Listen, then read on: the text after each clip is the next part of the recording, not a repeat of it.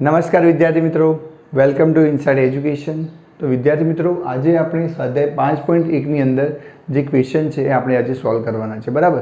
તો સ્વાધ્યાય 5.1ના ક્વેશ્ચન કરતાં પહેલાં તમારે જે સ્વાધ્યાય 5.1નો જે ઇન્ટ્રોડક્શન વિડીયો છે, એટલે કે આના પહેલાંનો જે વિડીયો મૂક્યો છે એ તમારે જોવાનો છે, અને એ જ વિડીયો તમે જોયા બાદ તમે 5.1 કરશો તો તમને સરળતાથી બધા જ ક્વેશ્ચન સમજાઈ જશે, બરાબર। તો 5.1નો જે ઇન્ટ્રોડક્શન વિડીયો અહીંયા આઈ બટન પર મૂકેલ છે, તો ત્યાં જઈ તમે જોઈ લો અને ત્યારબાદ 5.1ના ક્વેશ્ચન જોજો, બરાબર।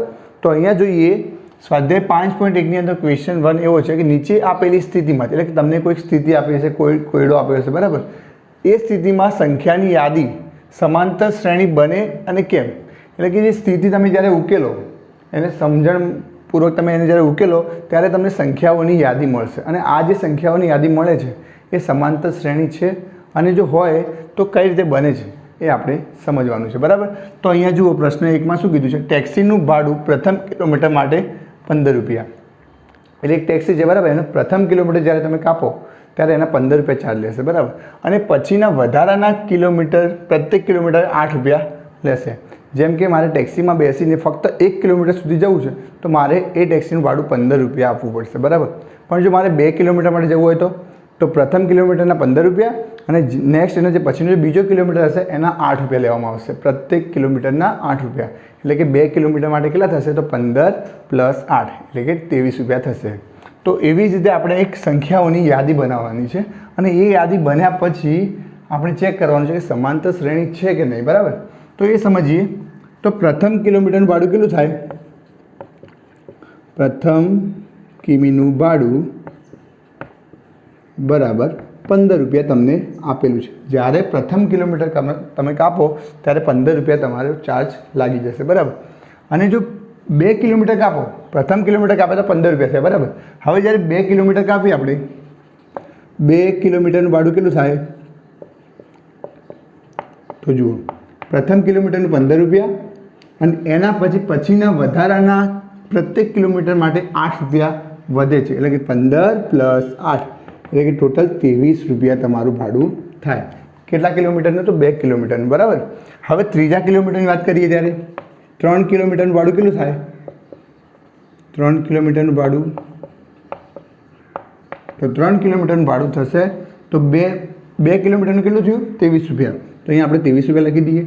અને એના પછી ત્રીજો કિલોમીટર, એટલે પ્રત્યેક કિલોમીટરના કેટલા વધે છે, પછી 8 રૂપિયા, તો 23 + 8 કેટલા થશે, તો 31 રૂપિયા।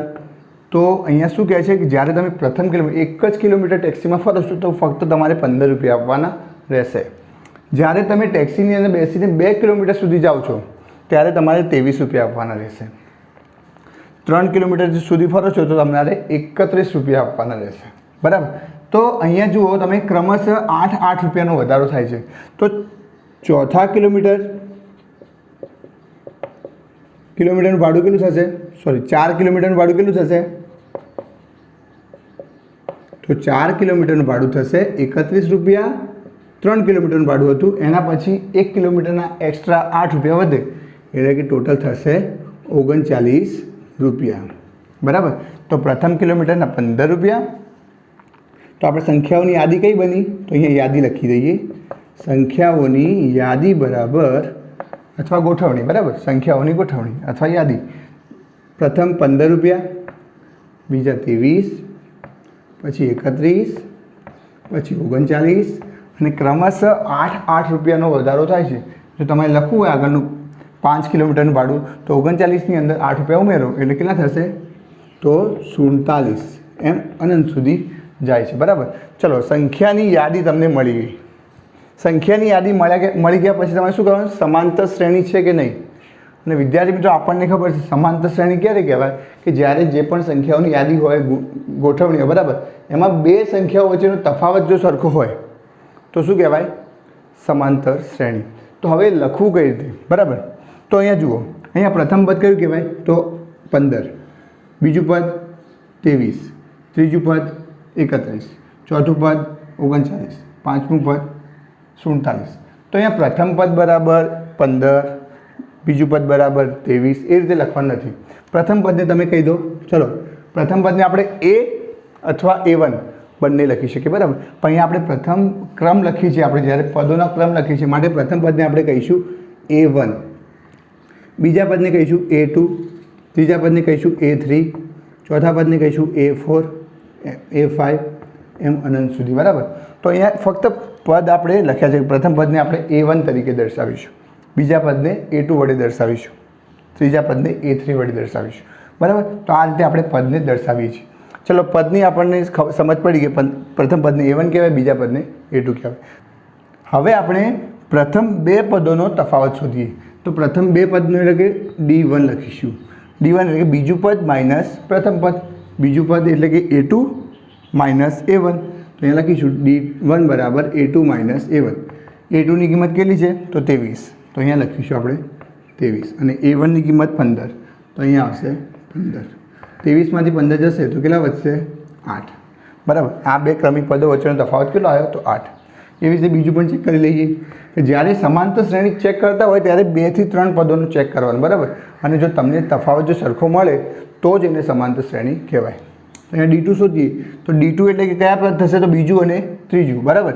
હવે જ્યારે તફાવત શોધતા હોય ત્યારે ત્રીજા પદમાંથી બીજું પદ બાદ કરવાનું.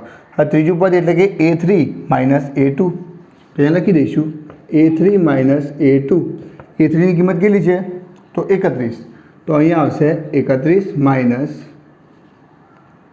23. 31 માઇનસ 23. 31માંથી 23 જાય તો કેટલા વધે? 8. તો અહીંયા D1 કેટલો મળ્યો? 8. D2 કેટલો મળ્યો? 8. એટલે કે બધી જ જગ્યાએ તફાવત કેવો મળે છે? સરખો.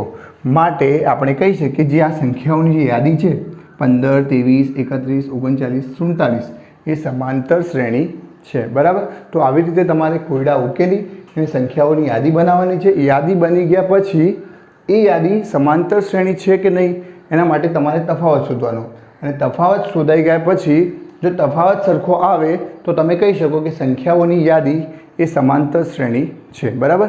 હવે આપણે જોઈએ ક્વેશ્ચન 1નો સેકન્ડ એક્ઝામ્પલ. તો સેકન્ડ એક્ઝામ્પલ કરતાં પહેલાં આપણે કોઈપણ સંખ્યાના દ્વિતીય ભાગ, તૃતીય ભાગ, ચતુર્થ ભાગ શોધવા હોય તો કઈ રીતે શોધાય? જેમ કે અહીંયા જુઓ, એક સંખ્યા આપેલી છે 2. હવે 2નો આપણે દ્વિતીય ભાગ શોધવો હોય, તૃતીય ભાગ શોધવો હોય, ચતુર્થ ભાગ શોધવો હોય તો કઈ રીતે શોધવો? તો અહીંયા જે પણ સંખ્યા આપી એને પહેલાં એમને લખી દેવાની અને એના ભાગાકારમાં દ્વિતીય ભાગ શોધવો છે માટે આપણે લખીશું 2/2, બરાબર. હવે તૃતીય ભાગ શોધવો છે માટે ઉપરની સંખ્યા એમને એમ નીચે આપણે 3 વડે ભાગી દેવાના. ચતુર્થ ભાગ શોધવો છે તો 2/4. આવી રીતે આપણે એના ભાગ શોધતા હોઈએ છીએ, બરાબર. હવે કોઈ અપૂર્ણાંક સંખ્યા છે 1/5. હવે આનો દ્વિતીય ભાગ શોધવો છે તો અહીંયા જે છેદમાં જે સંખ્યા હોય દ્વિતીય ભાગ શોધવો છે માટે છેદમાં જે પણ સંખ્યા હોય એને 2 વડે ગુણી દેવાની. તો 1, 5, 2, 10 એટલે નીચે આવશે 10. તો 1/5નો દ્વિતીય ભાગ કેટલો થાય? તો 1/10. એવી જ રીતે તૃતીય ભાગ શોધવો હોય તો 3 વડે ગુણવાનો. તો 1/15. ઉપરની સંખ્યાને કોઈ ચેન્જ કરવાનો નથી. છેદમાં જે કિંમત આપેલી હોય એની અંદર આપણે ચેન્જ કરીશું. ચતુર્થ ભાગ શોધવો છે તો 4 વડે ગુણવાનું. તો 1/20. તમારે પંચ ભાગ શોધવો હોય તો 5 વડે ગુણવાનું. છઠ્ઠો ભાગ શોધવો હોય તો 6 વડે ગુણવાનું, બરાબર. એવી રીતે તમારે કોઈ પણ ભાગ શોધવો હોય તો નીચે જે છેદમાં જે કિંમત છે એમાં જ તમારે ફેરફાર કરવાનો રહેશે. તો હવે આપણે જે સેકન્ડ એક્ઝામ્પલ છે એમાં પણ આપણે કોઈ સંખ્યાનો ચતુર્થ ભાગ કરીને એમાં બાદબાકી કરવાની છે. તો ચતુર્થ ભાગ માટે આપણે શું યાદ રાખીશું? છેદમાં જે પણ કિંમત હોય એને 4 વડે ગુણી દેવાના. તો સમજો, અહીંયા નળાકારમાં રહેલ હવાનું પ્રમાણ હવા કાઢવાના પંપ દ્વારા દર વખતે નળાકારમાં રહેલી બાકી રહેલ હવાનો 1/4 ભાગ બહાર કાઢે છે. એટલે કે એક બંધ નળાકાર છે, બરાબર. એક બંધ નળાકાર છે, એની અંદર હવા રહેલી છે. શું રહેલું છે? હવા રહેલી છે. અને એ હવાનું પ્રમાણ આપણને ખબર નથી માટે આપણે ધારી લઈએ. ધારો કે હવાનું પ્રમાણ કેટલું છે? 20 એકમ જેટલું છે, બરાબર. તો સૌપ્રથમ શું કરીશું? તો અહીંયા પ્રશ્ન જે કહેવામાં આવે છે એ શું કહેવામાં આવે છે? 20 જેટલી હવા છે. એના પછી આપણે જ્યારે પ્રથમ પ્રયત્ન કરીએ ત્યારે આ હવામાંનો 1/4 ભાગ આપણે બાદ કરી દેવાનો છે. શું કરવાનું છે? બાદ કરવાનું છે. અને પછી જે હવા મળે એમાંથી બીજા પ્રયત્ને એમાંથી પણ એનો ચતુર્થ ભાગ બાદ કરી આપણને હવાનું પ્રમાણ શોધી એક યાદી બનાવવાની છે. અને યાદી બનાવ્યા પછી એમ ચેક કરવાનું કે આ યાદી છે, આ જે શ્રેણી છે, બરાબર, એ સમાંતર શ્રેણી છે કે નહીં. તો એ સમજીએ અહીંયા સોલ્યુશન. તો અહીંયા જોઈએ, ધારો કે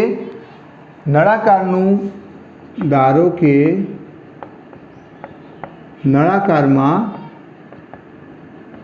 હવાનું પ્રમાણ V એકમ છે. કેટલું? V એકમ છે, બરાબર. ધારો કે નળાકારમાં હવાનું પ્રમાણ V એકમ છે. તો પ્રથમ પ્રયત્ન જ્યારે આપણે કરીએ, પ્રથમ પ્રયત્ન શું કરવાનું છે? તો હવાનું જે પ્રમાણ છે એમાંથી 1/4 ભાગ જેટલી હવા માઇનસ કરવાની, બહાર કાઢવાની છે, બરાબર. તો V જેટલી હવા હતી, બરાબર, એમાંથી હવે Vનો ચતુર્થ ભાગ તો કેટલો થાય? તો V ભાગ્યા 4. તો Vમાંથી જ્યારે V ભાગ્યા 4 કરીએ અને અહીંયા આપણે લસાની રીતે અને ચોકડી ગુણાકારની રીતે કરી શકીએ છીએ, બરાબર. 4 ગુણ્યા V, 4V minus V, 4V minus V ભાગ્યા 4, એટલે કે 3V ભાગ્યા 4. આટલી હવાનું પ્રમાણ બચે છે. પ્રથમ પ્રયત્ને નળાકારમાં હવાનું પ્રમાણ કેટલું છે? તો 3V ભાગ્યા 4. હવે બીજો પ્રયત્ન કરીએ. તો બીજા પ્રયત્ને શું કરવાનું? તો અહીંયા જે બાકી રહેલ જે હવા છે, બાકી રહેલ હવા કેટલી? તો 3V ભાગ્યા 4. એમાંથી આ જે હવા છે એનો ચતુર્થ ભાગ બાદ કરવાનો છે. તો આ જે હવા છે એનો ચતુર્થ ભાગ શોધવો હોય તો નીચે છેદમાં કેટલા છે? 4. તો એને 4 વડે ગુણવાના. તો 3V એમના એમ, અહીંયા 4 ને 4 વડે ગુણીએ તો 3V ભાગ્યા 16, બરાબર. હવે જ્યારે તમે આની જે બાદબાકી કરો તો અહીંયા જુઓ, પહેલાં શું યાદ રાખજો? V કોમન નીકાળી દઈએ, બરાબર. V કોમન નીકાળીએ તો અહીંયા કેટલા વધશે? 3 ભાગ્યા 4 અને અહીંયા વધશે 3 ભાગ્યા 16, બરાબર. અથવા તમે અહીંયા જુઓ, ચલો Vના પહેલાં આપણે અહીંયા જુઓ 3 બંને જગ્યાએ છે, 3 પણ કોમન નીકળશે, નીચેથી 4 કોમન નીકળશે અને V પણ કોમન નીકળશે, બરાબર. એટલે 3 ભાગ્યા 4 V કોમન નીકળે છે. તો અહીંયા શું વધશે? અહીંયા તો આખું પદ બહાર નીકળી ગયું, માટે અહીંયા આવશે 1 માઇનસ. અહીંયા શું વધશે? તો 3 નીકળી ગયા, બરાબર. તો ઉપર આવશે ઓનલી 1 અને નીચેથી 4 નીકળ્યા. તો 16માંથી જ્યારે 4 બાદ કરીએ, 4 નીકાળીએ તો અંદર કેટલા વધશે? 4. તો 1 માઇનસ 1 ભાગ્યા 4 કેટલા થાય? તો 3 ભાગ્યા 4. કેટલા થાય? 3 ભાગ્યા 4. V બહાર હતા અને બીજા 3 ભાગ્યા 4 અંદર આવ્યા. તો શું થાય? 3 ભાગ્યા 4, 3 ભાગ્યા 4. તો 3 ભાગ્યા 4નો વર્ગ લખી શકાય અને V એમના એમ. તો બીજા પ્રયત્ને આપણને કેટલું મળ્યું? તો 3 ભાગ્યા 4નો વર્ગ V, બરાબર. તો પ્રથમ પ્રયત્ન કેટલું હતું? પ્રથમ શરૂઆતમાં V જેટલું હતું, બરાબર. તો આપણે શ્રેણી યાદી લખી દઈએ તો યાદીમાં આપણને આ મળશે. તો પહેલાં V હતું, બરાબર. પછી કેટલું થયું? તો 3 ભાગ્યા 4V, 3 ભાગ્યા 4V અને એના પછી કેટલું થયું? તો 3 ભાગ્યા 4નો વર્ગ V. તમને અહીંયા આ રીતે પણ લખી શકો, 3નો વર્ગ 9 અને 4નો વર્ગ 16, 9 ભાગ્યા 16V આ પણ તમે લખી શકો, બરાબર. તો અહીંયા આપણને યાદી આ રીતે મળે છે. હવે અહીંયા જે આપણને યાદી મળી, તમારે આગળ ગણતરી કરવાની નથી, બરાબર. કેમ કે આપણને 2 પદ મળી ગયા, 3 પદ મળ્યા. હવે 2 પદનો આપણે તફાવત ચેક કરી લઈએ. જો બંને સરખો આવતો હશે તો આપેલ યાદી એ સમાંતર શ્રેણી છે એમ આપણે કહી શકીએ, બરાબર. તો જ્યારે પણ આપણે તફાવત શોધીએ તો અહીંયા પહેલો તફાવત શોધીએ તો D1. હવે D1 જ્યારે શોધતા હોય ત્યારે પ્રથમ 2 પદોની વાત હોય, બરાબર. તો અહીંયા બીજા પદમાંથી આપણે પ્રથમ પદ બાદ કરીએ એટલે કે A2 માઇનસ A1. તો 3 ભાગ્યા 4V માઇનસ V, બરાબર. હવે અહીંયા જુઓ, બંનેમાંથી V કોમન નીકળશે. તો V કોમન નીકળે તો અહીંયા વધશે 3 ભાગ્યા 4 અને અહીંયા વધશે 1. તો અહીંયા જવાબ કેટલું મળશે? જુઓ, જ્યારે તમે ચોકડી ગુણાકાર કરો અથવા લસાની મદદથી કોઈ પણ રીતે તમે કરો તો જવાબ મળશે તમને 3 માઇનસ 4 ભાગ્યા 4 એટલે કે માઇનસ V ભાગ્યા 4. આટલો તમને તફાવત મળશે. પ્રથમ 2 ક્રમિક પદોનો તફાવત કેટલો મળે? માઇનસ V ભાગ્યા 4. હવે બીજા ક્રમિક પદોનો બીજો અને ત્રીજા પદનો તફાવત આપણે અહીંયા લખીએ છીએ, બરાબર. તમારે સ્ટેપ બાય સ્ટેપ નીચે લખવાનું છે. તો હવે D2 શોધીએ. તો D2 શોધવા માટે શું કરવાનું? તો ત્રીજું પદ માઇનસ બીજું પદ. ત્રીજું પદ કેટલું છે? તો 3 ભાગ્યા 4નો વર્ગ. કેટલું છે? 3 ભાગ્યા 4નો વર્ગ. Vનો વર્ગ નથી, બરાબર. 3 ભાગ્યા 4નો વર્ગ છે. V તો એક જ છે, સિંગલ એક ઘાતવાળું પદ છે. માઇનસ A2 કેટલું છે? તો 3 ભાગ્યા 4V. હવે અહીંયા જુઓ, 3 ભાગ્યા 4 અહીંયાથી કોમન કેટલા નીકળશે? તો 3 ભાગ્યા 4 કોમન નીકળશે અને આ બંનેમાંથી V કોમન નીકળશે. તો અહીંયા શું વધશે? તો તો અહીંયા વર્ગ હતો તો એક ઘાત નીકળી ગઈ, તો અંદર એક ઘાત વધશે 3/4 અને અહીંયાથી આખું પદ નીકળી ગયું. માટે અહીંયા તમે જુઓ, અહીંયા તમને શું મળશે? 4 × 1 4, તો 3 - 4 એટલે -1/4 -1/4. અહીંયા વધશે 3/4 v એમના એમ અને કૌંસમાં વધશે -1/4. તો અહીંયા તમને તફાવત કેટલો મળે છે? તો જુઓ 3 × 1 -3/4 16 અને v એમના એમ. તો અહીંયા તમને તફાવત મળે છે -3/16 v અને અહીંયા તમને તફાવત મળે છે -v/4. આ તફાવત તમે તમારી રીતે કરી શકો નીચે, બરાબર. અહીંયા જગ્યા નથી તો થોડું સાઈડમાં લખ્યું છે, આ પદ પછી આ પદ લખવાનું છે, બરાબર. તો અહીંયા બંને તફાવત કેવા છે? અલગ અલગ. માટે આપેલ જે યાદી મળી આપણને એ સમાંતર શ્રેણી નથી, બરાબર. હવે આપણે જોઈએ ક્વેશ્ચન 3. તો અહીંયા શું કીધું છે? પ્રત્યેક મીટરના ખોદકામ બાદ એક કૂવો ખોદવા માટેનો ખર્ચ, એટલે કે અહીંયા મીટર ઉપર ખર્ચ, જે કૂવો ખોદવાનો છે એનો મીટર ઉપર ખર્ચ આપેલો છે, બરાબર.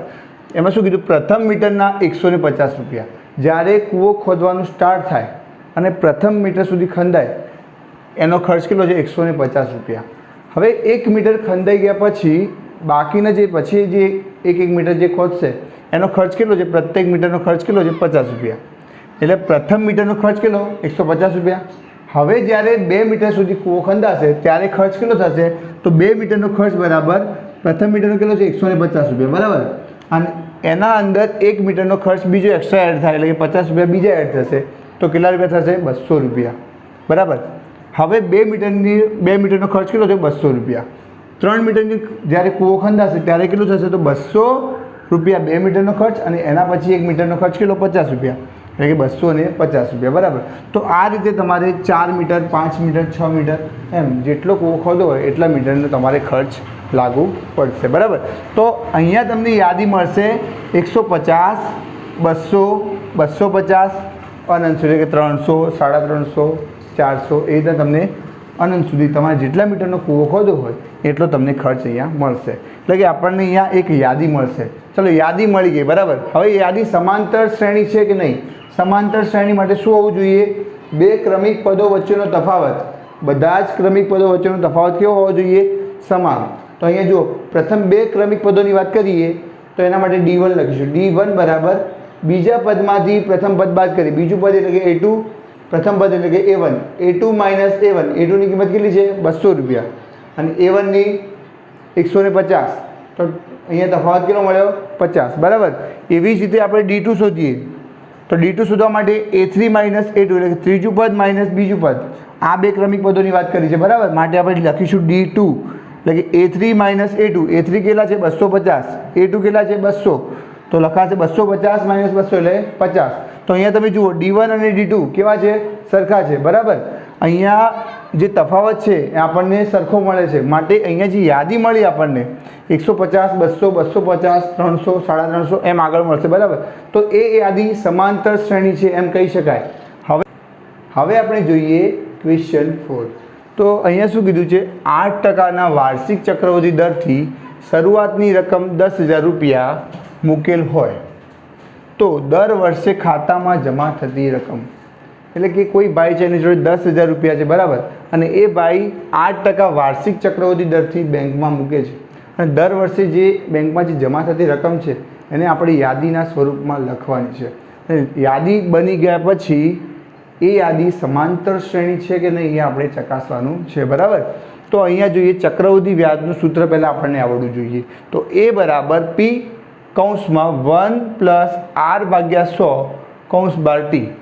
હવે P, R અને T શું છે? તો P એટલે કે જે તમારી મૂળ રકમ હશે એ, તો P અહીંયા મૂળ રકમ કેટલી છે? 10,000 રૂપિયા, બરાબર. તો P એટલે કે મુદ્દલ કહેવાય અને એને આપણે સમજવા જોઈએ તો એને મૂળ રકમ કહીએ, બરાબર. R એટલે વ્યાજનો દર કે કેટલા % વ્યાજ છે, બરાબર. તો અહીંયા 8% આપેલું છે એટલે કે R બરાબર આપણે અહીંયા 8% લઈશું. T એટલે કે મુદ્દત, કેટલા વર્ષ માટે ભાઈએ વ્યાજ જે બેંકમાં પૈસા મૂક્યા છે એ કેટલા વર્ષ માટે મૂક્યા છે. તો અહીંયા મુદ્દત એટલે કે અહીંયા ટાઈમ પિરિયડ કહેવાય, બરાબર. ટાઈમ પિરિયડ એટલે મુદ્દત. તો PRT માં ખબર, P એટલે મૂળ રકમ, R એટલે દર, વ્યાજનો દર અને T એટલે કે મુદ્દત, ટાઈમ પિરિયડ, બરાબર. તો આ સૂત્રને અનુસંધાન આપણે પ્રથમ વર્ષ, દ્વિતીય વર્ષ અને તૃતીય વર્ષ એમ આગળના વર્ષનો આપણે ટોટલ ઇન્કમ શોધીશું. તો અહીંયા પ્રથમ વર્ષ દરમિયાન એટલે કે ટી બરાબર કેટલા આવશે? ટી બરાબર 1 આવશે. પ્રથમ વર્ષ છે માટે ટી બરાબર 1 વર્ષ. આર બરાબર આપણને આપેલા છે 8%. અને મુદ્દલ જે કહેવાય મૂળ રકમ કેટલી છે? તો પી બરાબર 10,000.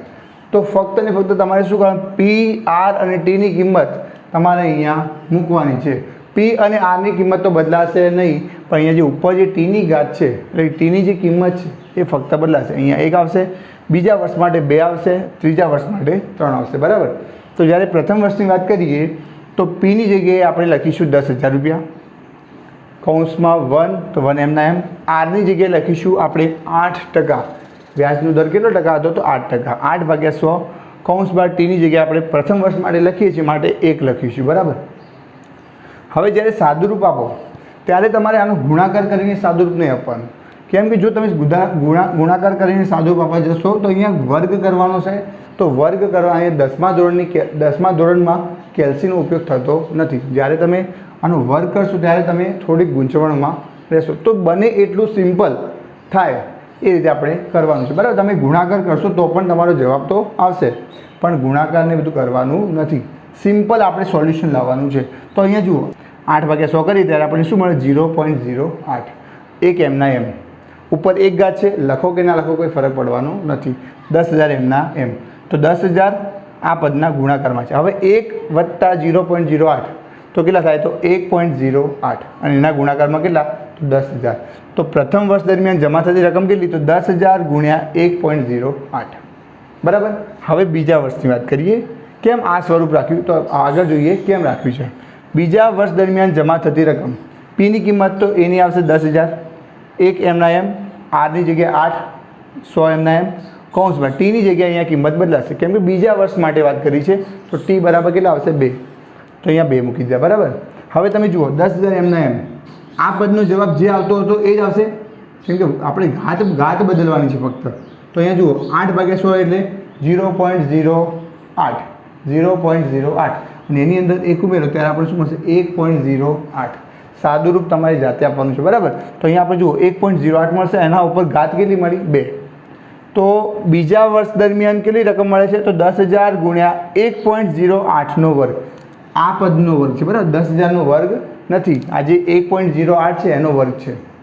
બરાબર. તો બીજા વર્ષ દરમિયાન આપણે કેટલી રકમ મળી? તો 10,000 ગુણ્યા 1.08 કૌંસ બાર વર્ગ. એટલે આ જે 1.08 છે એનો વર્ગ છે. બરાબર. હવે ત્રીજા વર્ષ દરમિયાન જમા થતી રકમ તો સેમ અહીંયા 2ની જગ્યાએ 3 આવશે અને અહીંયા આપણને જવાબ મળશે 10,000 ગુણ્યા 1.08ની 3 ઘાત. આ આપણને ત્રીજા વર્ષ દરમિયાન જમા થતી રકમ મળી. હવે યાદી સ્વરૂપે એને લખી દઈએ. પ્રથમ વર્ષ માટે કેટલી મળી? તો 10,000 ગુણ્યા 1.08. બીજા વર્ષ માટે તો લખીએ તો 10,000 ગુણ્યા 1.08નો વર્ગ. ત્રીજા વર્ષ માટે લખીએ તો 10,000 1.08નો ઘન. ચોથા વર્ષ માટે લખીએ તો આપણે અંદાજ લખીએ તો આપણને શું મળશે? તો 10,000 કૌંસમાં 1.08ની 4 ઘાત. એના પછી 10,000 1.08ની 5 ઘાત. પણ 3 પદ લખ્યા છે માટે આપણે ઇનફ છે. આપણે ત્યાં સુધી આપણને ખબર પડી જાય કે સમાંતર શ્રેણી છે કે નહીં. તો હવે આપણને અહીંયા યાદી મળી. બરાબર. 10,000 1.08, 10,000 1.08નો વર્ગ, 10,000 1.08નો ઘન. બરાબર. અહીંયા આપણને 3 પદ મળ્યા અને પછી આપણે અનંત સુધી પદ મળે પણ આપણે ગણતરી કરવાની નથી. હવે જે યાદી મળી બરાબર એની મદદથી આપણે એ સમાંતર શ્રેણી છે કે નહીં એ ચકાસવા માટે આપણે શું કરીએ? તો ક્રમિક 2 પદોના તફાવત શોધીએ અને જો તફાવત સમાન મળે તો એમ કહેવાય કે આ જે યાદી મળી આપણને એ સમાંતર શ્રેણી છે. તો પ્રથમ તફાવત એટલે કે પ્રથમ 2 ક્રમિક પદોનો તફાવત શોધો હોય તો બીજા પદમાંથી પ્રથમ પદ બાદ કરવાનું.